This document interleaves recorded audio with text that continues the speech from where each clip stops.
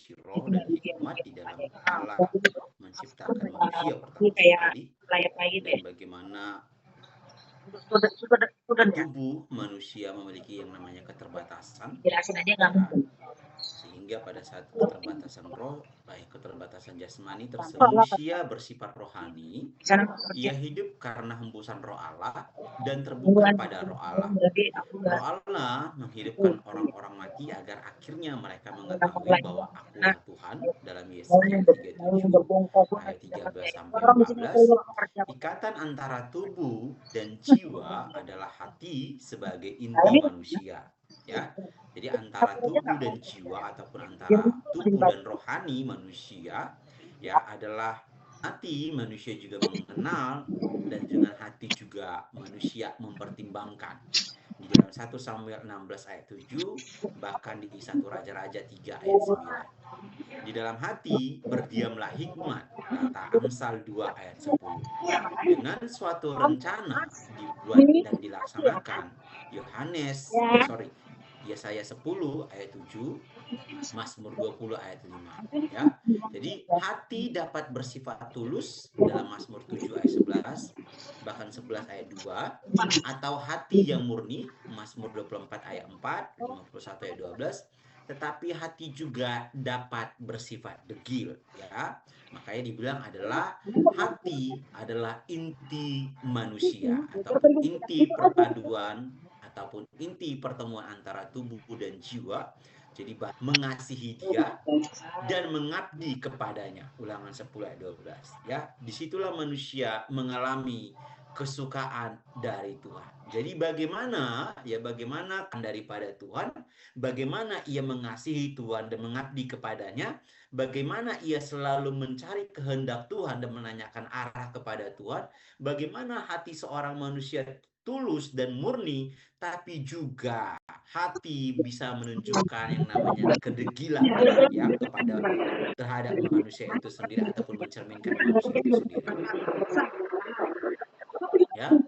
Jadi disitulah bagaimana yang namanya tadi peranan antara roh Allah ataupun firman Allah dengan hikmat, ya, yang dikatakan tadi dalam urutan penciptaan, bahwa rentetan penciptaan terkhususnya di dalam manusia, ya, bahwasanya manusia itu tidak hanya diciptakan melalui firman saja, melalui perkataan saja, tetapi di situ ada ruah, ya, ada hembusan, ya, bahkan juga ada yang namanya jiwa di situ, ya, sebagai bentuk bahwa manusia itu adalah setingkat lebih tinggi derajatnya daripada arti komunikasi dengan dia. Jadi saya harap hubungan intim Bapak Ibu, ya, dengan Allah itu sendiri sudah memiliki yang namanya tingkat prioritas.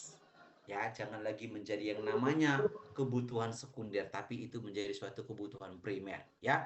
Disitulah bagaimana peranan kita, ya, sudah tercapai dengan tian jasmani, tapi dilayakkan Tuhan untuk bersama-sama dengan Dia.